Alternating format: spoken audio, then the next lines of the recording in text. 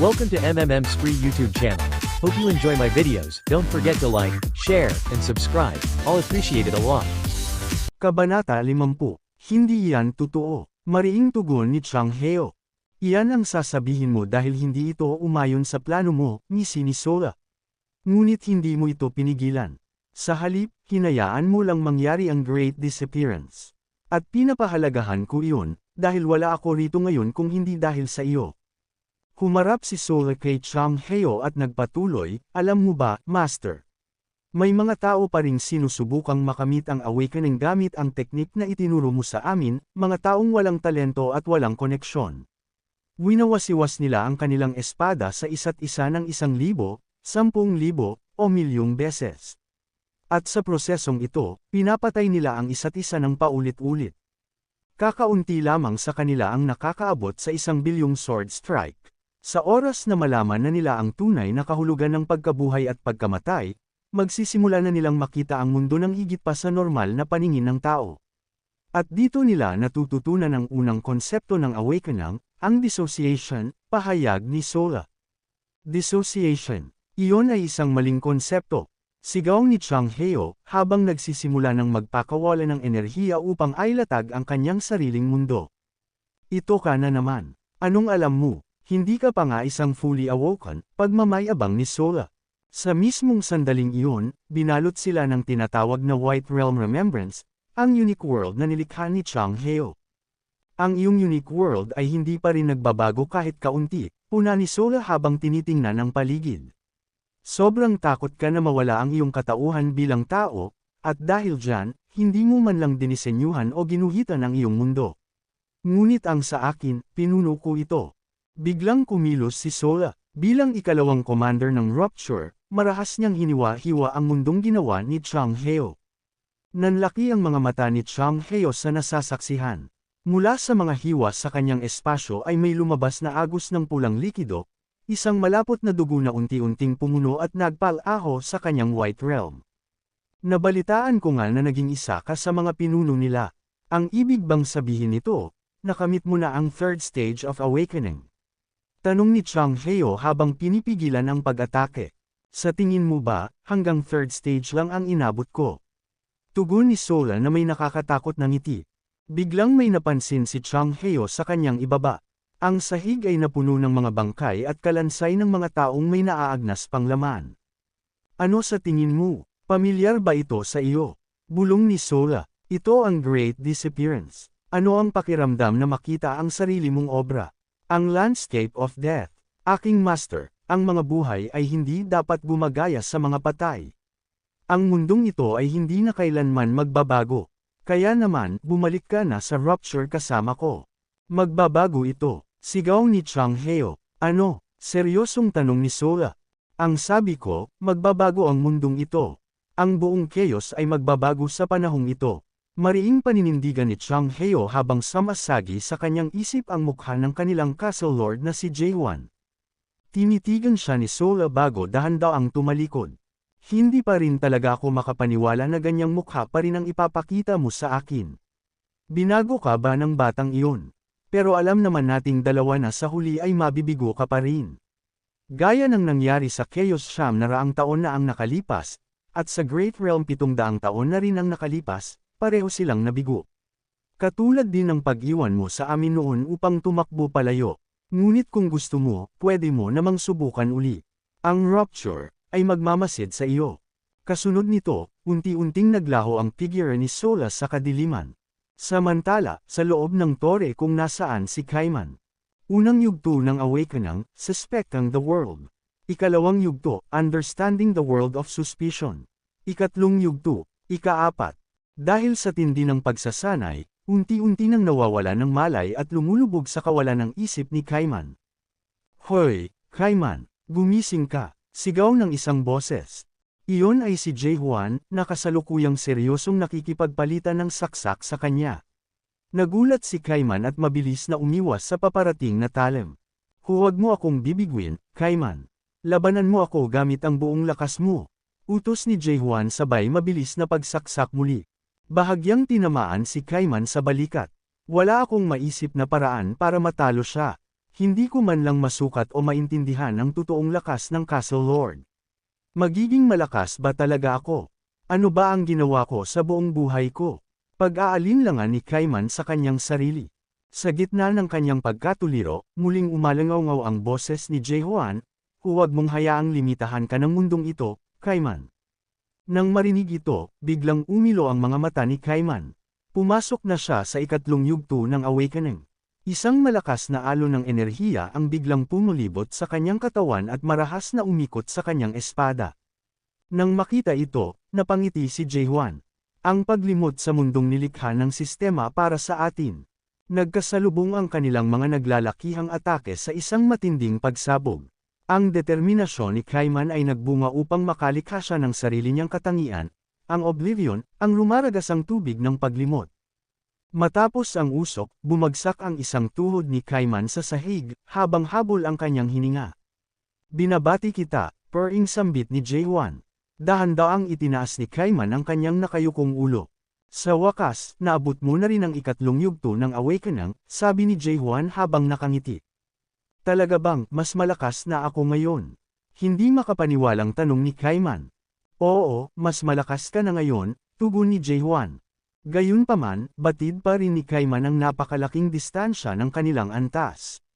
Kahit na pareho silang nasa third stage awoken, ang bigat at lakas ng bawat saksak ng kanilang Castle Lord ay nasa ibang dimensyon na. Napagtanto ni Kaiman na baka hindi niya kailanman mapantayan ang taglay na lakas ng lalaking nasa harap niya.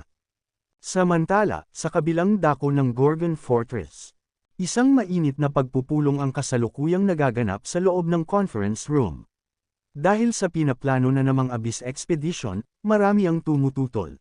Ang kasunduan ng apat na kaharian ay lubhang naapektuhan dahil sa mga huling kaganapan, at higit sa lahat, hindi nila sinasang-ayunan ang pagiging pinuno ni Jae-hoan. Ito ang pagtitipon ng assembly ng tatlong kaharian. Wala ka namang sinabi noong binuo pa lang ang ekspedisyon A. At ngayon, magrereklamo ka tungkol sa pagiging patas. Galit na sigaw ni Yongyun. Anong sinabi mo, Yongyun? Galit ding tugon ni Windonggal. Ang rason kung bakit tayo nagtipon-tipon dito ngayon ay dahil sa insidente tungkol sa Golden Sky Clan, singit ng isa pa. Kaya pakiusap, huminahon lang kayo upang makabalik tayo sa talagang pinag-uusapan natin. Humarap si Windonggal sa lahat. At dahil sinabi mo iyan, sasabihin ko na rin kung ano ang nasa isipan ko. Sa tingin ko, dapat tayong pumili ng ibang pinuno para sa ekspedisyon matapos nating makagawa ng tamang evaluation. Ang nagsasalita ay si Windonggal, ang tinaguriang The Cold-Hearted, ang Castle Lord ng Garuda at isang 8th-stage adopted player. May punto siya, pagsang-ayon naman ni Aiselin Croft, ang Castle Lord ng Dryad. At nasaan ba ang inyong Castle Lord ngayon? Sigurado akong alam niya ang tungkol sa pagpupulong na ito, dagdag pa niya. Habang nagkakagulo, tahimik na nag-iisip si Yerhin Shiver sa isang sulok. Tama siya, nasabihan naman ang Castle Lord. Ngunit bago pa kami makatanggi sa assembly na ito, nagpadala na agad sila ng sulat na dito ito gaganapin. Isang ibon ang dumating na may mensaheng nakaalis na ang delegasyon ng Garuda patungo rito. Ang lahat sa adaptation team ay nakabalik na, ngunit ang team naman ng Awakening ay hindi pa lumalabas sa tore. At dahil wala rito ang Castle Lord, sinusubukan nilang kontrolin ang Gorgon ngayon. Napatayo si Windonggal at sumigaw, talaga bang ipagkakatiwala natin ang pag-oorganisa ng isang Abyss Expedition sa isang 50 taong gulang na bata? At gusto niyo pa siyang gawing leader? Ano ba ang pumasok sa mga isip ninyo? Ibibigay na lang ba natin ang chaos sa isang hindi kilalang dayuhan? Ngunit bago pa niya matapos ang kanyang sasabihin, biglang may naramdaman siyang matinding daloy ng kuryente sa kanyang leeg. Iyon ay si Yongyun, na mabilis na nakalapit at tinutukan siya ng isang matalim na punyal. Sige nga, sabihin mo uli yan. Hinahamon kita, malamig na banta ni Yongyun. Nanlaki ang mga mata ni Windonggal ngunit agad ding nagbago ang mukha. Ano sa tingin mo ang ginagawa mo? Gusto mo bang sabihing idaan natin ito sa labanan? Humarap si Yongyun sa buong assembly habang nakatutok pa rin ang armas. Kung gusto ninyong palitan ng leader ng ekspedisyon, kailangan niyo munang dumaan at makipaglaban sa amin. Dahil kailanman, wala kaming intensyong palitan ng aming pinuno. Kabanata 51, Nagsimula ang matinding tunggalian sa pagitan ni Yongyun at Windonggal. Gusto mo ba talaga akong kalabanin? Malamig na tanong ni Windonggal. Bakit? Natatakot ka ba? Mapang-asar na tugon ni Yongyun. Hahaha, sige, pauunahin pa kitang umatake. Tawa ni Windonggal. Sa isang kurap ng mata, mabilis na naglaho si Yongyun at biglang sumulpot sa likuran ng kanyang kalaban. Talagang uunahan na kita, sigaw niya. Mabilis niyang ipinatama ang kanyang armas kay Windonggal, ngunit maliksi itong nakailag. Kahit ganoon, hindi huminto si Yongyun at ipinagpatuloy ang kanyang sunod-sunod at napakabilis na paggalaw. Talagang ang mabilis ka, puna ni Windonggal. Biglang tumalon si Yongyun paitaas. Habang nasa ere, naghanda siya at buong lakas na nagpakawala ng isang pabulusok na atake patungo kay Windonggal. Ngunit ang kanyang punyal ay tumama lamang sa isang pananggalang na gawa sa purong enerhiya. Nagulat ako, Yongyun. Hindi ako makapaniwala na naabot mo na pala ang 7th stage adaptation. Kamakailan lang ito, hindi ba? Sambit ni Windonggal habang sinasangga ang atake, dahilan upang mapa-atres si Yongyun. Inaamin ko na mas malakas ka nga kaysa sa inaasahan ko. Patuloy ni Windonggal. Ngunit, kahit ano pang paghihirap ang gawin mo, hindi mo kailanman malalampasan ang limitasyon ng sarili mong adaptation level. Sa madaling salita, hindi mo matatalo ang isang 8th stage adapted player. Meteor Blast. Tapos na akong makipaglaro sa iyo. Sa isang kumpas ng kamay ni Windonggal, nagliparan ang mga matatalim na razor disc na gawa sa enerhiya at diretsyong tumama kay Yongyun. Dahil dito, nabahala ang ibang mga clan lord na kanyang kakampi. Ni Stry, Yongyun, ngisi ni Windonggal habang ipinapagpag ang kanyang kasuotan. Nakita ninyong lahat na ang Lord ng Thunder God Clan ay natalo ko ngayon lang. Kaya naman, gaya ng napagkasunduan, ang magiging pinuno ng ekspedisyon ay. Ngunit biglang naudlot ang pagsasalita ni Windonggal. Sino ang nagsabing talo na ako? Nakatayo pa ako. Seryosong tugon ni Yongyun mula sa usok. Nanlaki ang mga mata ni Windonggal sa gulat.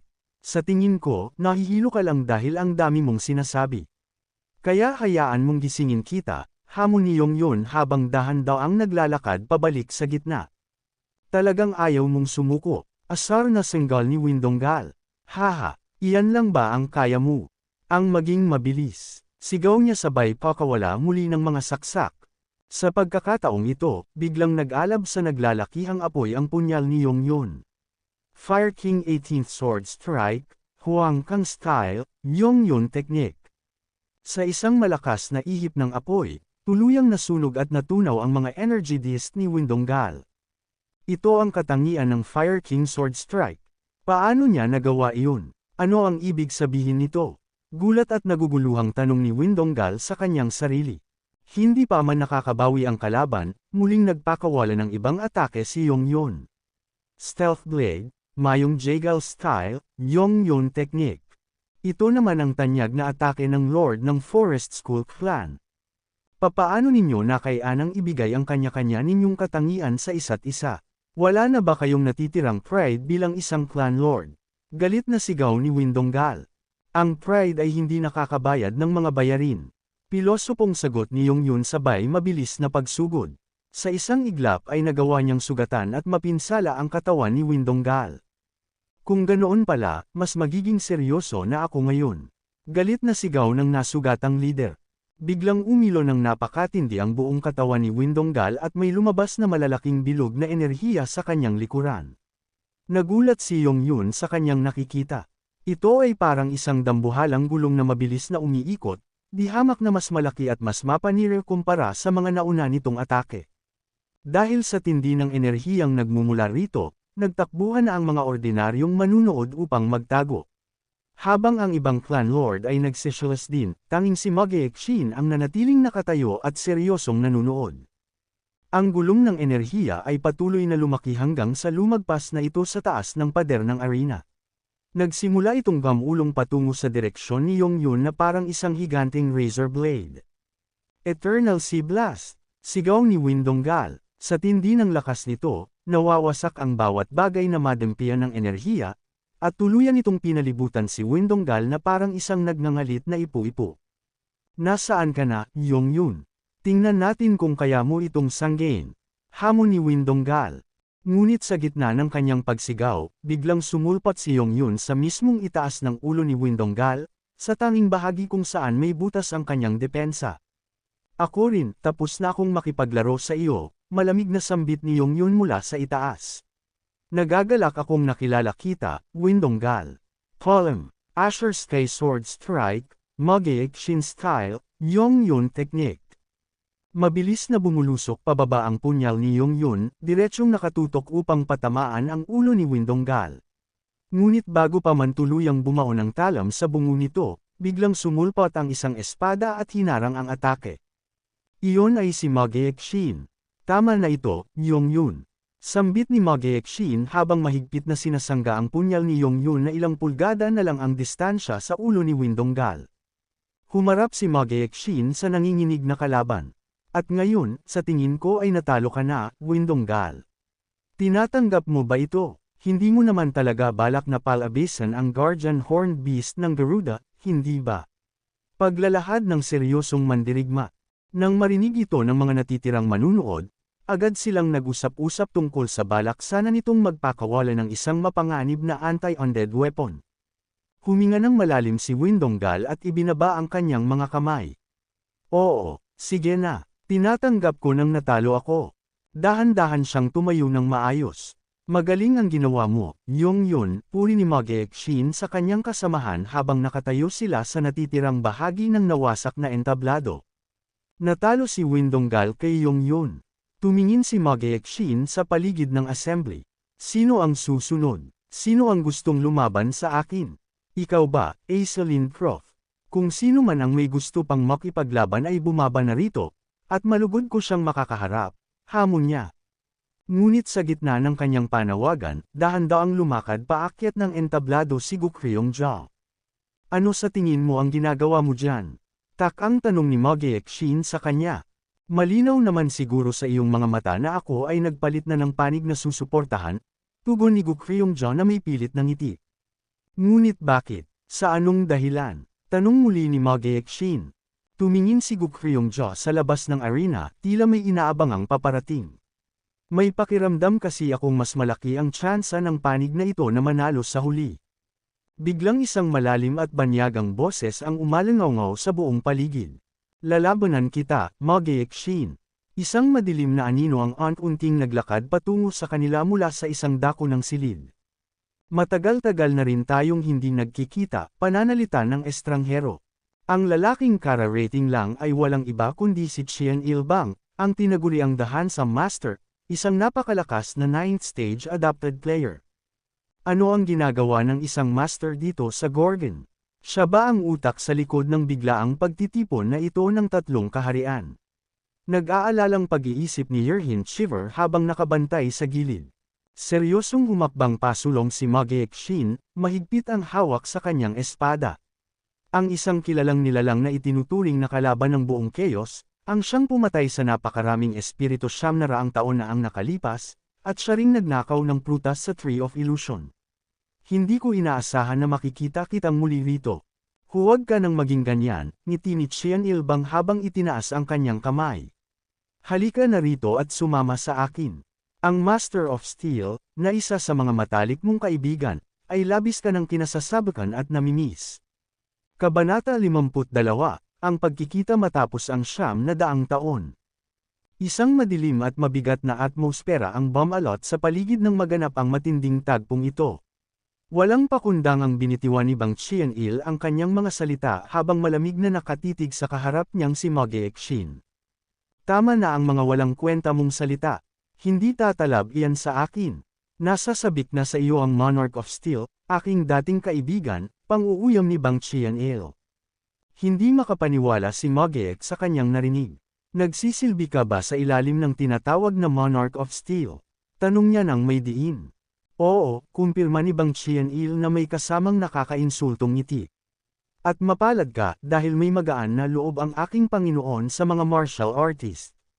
Ngunit matatapos na rin ang maliligayang araw ni Hyeoyeo. Hindi matanggap ng aking Panginoon na kinupkup niya ang isang basurang katulad mo, Mogaek.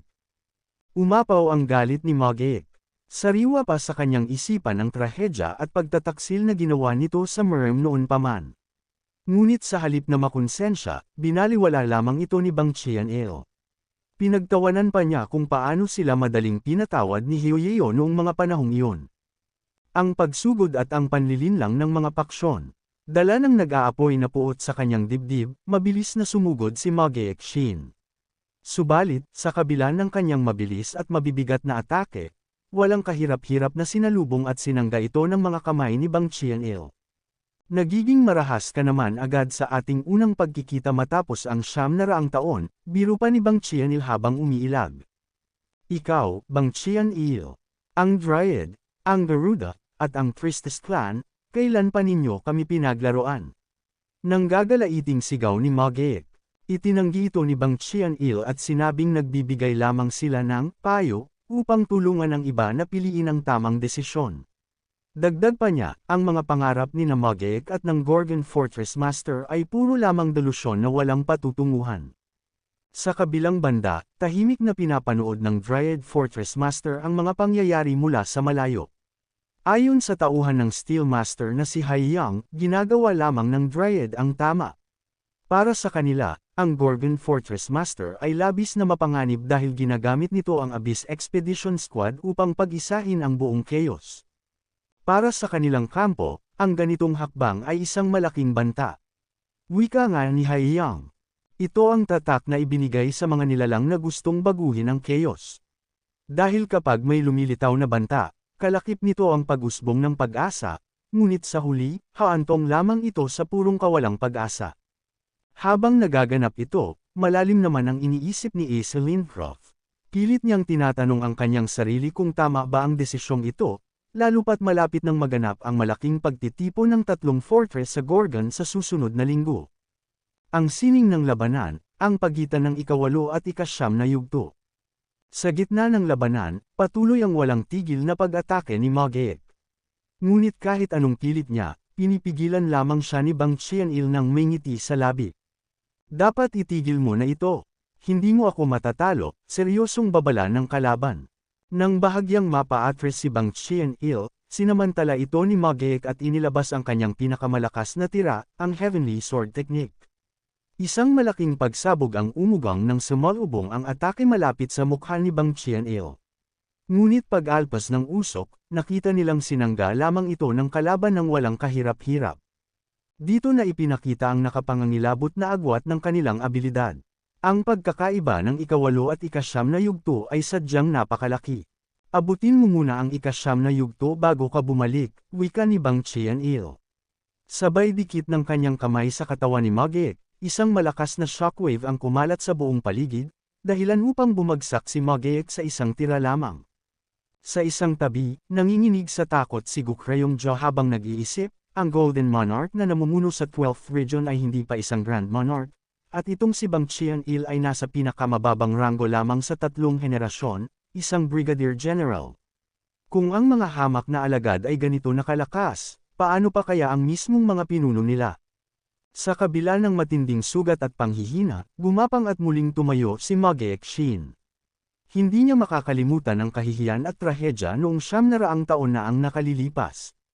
Ang panahong nakumbinsi ang Resurrection Palace na umanib sa kanila, upang pagnakawan lamang sila ng mga mahahalagang prutas na naging dahilan ng pagkasawi ng marami nilang kasamahan.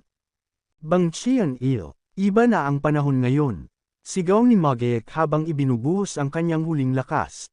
Kung ganoon, ang pinili mo sa huli ay ang kamatayan. Ganti naman ng kalaban. Buong lakas na pinakawalan ni Mogaek ang kanyang huling porma sayon. Heavenly Sword Enigma, Heavenly Destroyer Form. Ha! Isang napakatinding liwanag at kapangyarihang animoy higanteng espada ang bumulusok patungo kay Bang Qianil. Ngunit sa isang simpleng galaw, ginamit nito ang *bottomless pit* upang tuluyang lumunin ang buong atake na parang walang nangyari. Sa huli, hindi mo pa rin naabot ang langit.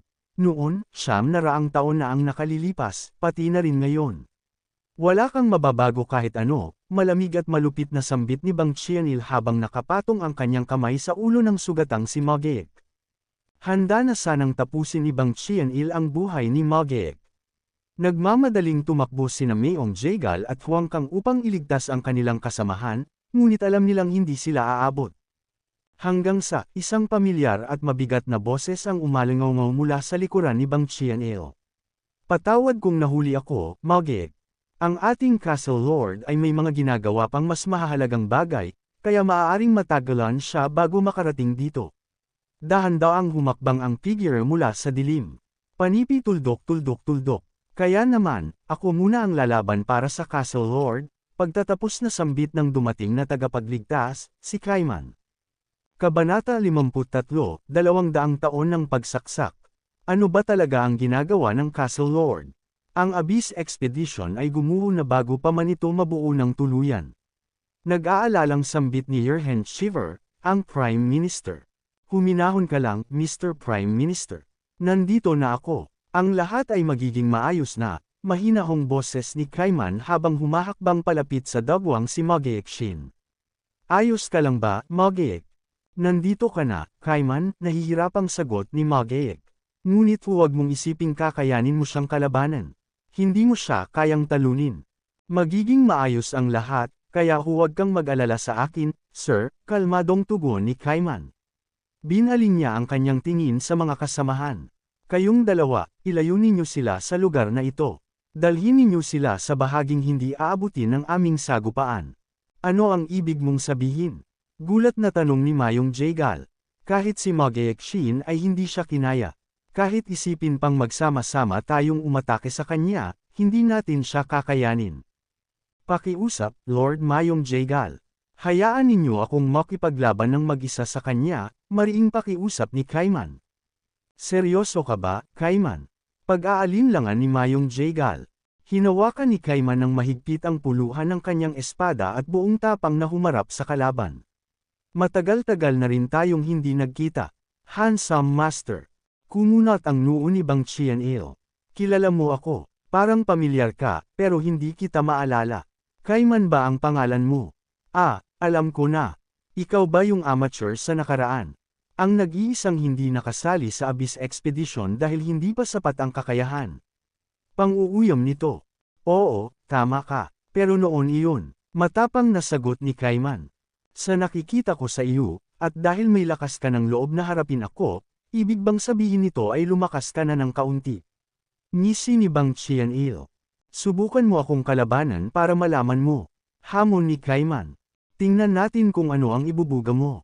Nag-umpisa ang sagupaan. Mabilis na sumugod si Kaiman at iwinasiwas ang kanyang espada. Sinalubong naman ito ni Bang Qianil gamit lamang ang kanyang mga kamay. Ngunit sa sandaling magtama ang kanilang puwersa, laking gulat ni Bang Qianil nang maramdaman niya ang pambihirang bigat ng atake.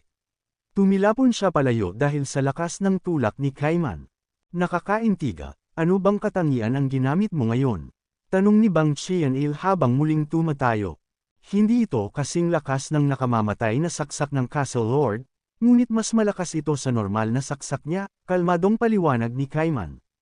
Ito ay tinatawag na buong lakas na saksak. Kaya naman, ibuhos mo na ang buo mong lakas, dahil kung hindi, mapapatay kita. Patayin ako. Nagpapatawa ka ba? Humalaklak si Bang Qianil. Sa isang iglap, maraming mga aninong galami ang lumitaw mula sa kanyang likuran. Sabi mo ba, kaya mo akong patayin? Sigaw nito sabay pakawala ng sunod-sunod na atake gamit ang kanyang mga ilusyong kamay. Napaatras si Kaiman, ngunit hindi siya nagpatinag. Sinalubong niya ng isang atake ang paparating na alon ng kalaban. Habang papalapit ang mga nakakamatay na galami, malamig niyang sinambit, humanda ka ng mamatay. Ano? Mukhang nakalimutan mo na ang estadong kinalalagyan mo rito. Gigil na tugon ni Bang Qianil habang ibinubuhos ang lahat ng kanyang galami upang durugan si Kaiman. Habang nakatindig at naghahanda sa pag-atake, binalikan ni Kaiman sa kanyang isipan ang naging usapan nila ng Castle Lord sa loob ng mahiwagang tore. Naabot mo na ang pangatlong yugto. Papuri ni Jaehuan. Salamat. Ngunit sir, talaga bang lumakas na ako ng ganito sa loob lamang ng 2 taon? Inosenteng tanong ni Kaiman. Anong 2 taon ang sinasabi mo? Seryosong tugon ni Jaehuan. Ang daloy ng oras sa loob ng toring ito ay iba kaysa sa unang palapag. Sa tingin mo ba, sapat na ang 2 taon para makagawa ka ng 10 bilyong saksak? Bumalik sa kasalukuyan si Kaiman at nagliwanag ang kanyang mga mata. Itinaas niya ang kanyang espada at tinawag ang kapangyarihan ng karagatan. Laking gulat ni Bang Qianil nang maramdaman ang kakaibang presensya. Napagtanto niyang isa na palang Awoken One si Kaiman. Ang buong akala niya, tanging ang Castle Lord lamang ang nakaabot sa antas na ito. Umambon at umagos ang manipis na tubig sa talim ng espada ni Kaiman, na lumikha ng isang napakalakas na enerhiya. Hindi mo ako matatalo sa ganitong mga taktika at atake. Sigaw ni Bang Qianil. Ngunit kahit sa pagsasalita, ramdam niya ang nakapangangilabot na bigat sa paligid. Bago pa siya makakilos, pinakawalan na ni Kaiman ang kanyang atake. Buong lakas na saksak. Isang nagngangalit na alon ng dagat na gawa sa purong enerhiya ang bomb-alot kay Bang Qianil. Direktang tumama ang puwersa. Nag-iwan ito ng malalalim na marka ng espada sa buong kalupaan. Sugatan at lubhang napinsala si Bang Qianil, ngunit pinilit pa rin itong bumangon. Ihahanda na sana ni Kaiman ang isa pang atake upang tapusin ito. Ngunit biglang pumagitna sina Gu Qiyongjia at Heo Yang, ang mga tagapaglingkod ng Monarch of Steel. Sinalubong ni Gu Qiyongjia si Kaiman ng isang sorpresang atake. Gulat man ay mabilis na nakabawi si Kaiman. Sinabihan na ako ng Castle Lord na mag-ingat sa iyo, wika niya kay Gu Qiyongjia. Sinabi niya na posibleng magpalat ka ng kakampi. Itigil mo na ito, Kaiman, banta ni Gu Qiyongjia. Maaaring malakas ka na ngayon, ngunit hindi ka mananalo laban sa isang master ng dahil lang sa 2 taon na pagsasanay. Isipin mo ang magiging kapalit nito sa hinaharap. Ngumiti ng malamig si Kaiman. Anong 2 taon? Nagsanay ako ng pagsaksak sa loob ng 200 taon. Mabilis na nagpakawala ng isa pang nakapangangilabot na atake si Kaiman, ang Spiricide. Isang malakas na pagsabog ang yumanig sa lugar. Lahat ng tinamaan ng kapangyarihang ito ay napinsala. Umabot ang shockwave maging sa kinalalagyan ni na Prime Minister Yerhen at ng iba pang clan lords, at nag-iwan ito ng higanteng butas sa pader ng kuta. Nanlaki ang mga mata ni Mogaek Shin sa kanyang nasaksihan. Nanalo siya, tanong ni Mogaek sa kanyang isipan. Habang pinagmamasdan ang usok ng labanan, may isang realisasyong nabuo sa kanya. Maaaring ito ang dahilan kung bakit ipinadala ni Jaehoan si Kaiman upang lumaban kapalit niya. Gusto niyang ipamukha sa amin na hindi kami dapat umasa lang palagi sa kanya, kundi pati na rin sa aming mga sarili. Ang chaos ay dapat tumindig sa sarili nitong mga paa, at batid iyon ng Castle Lord.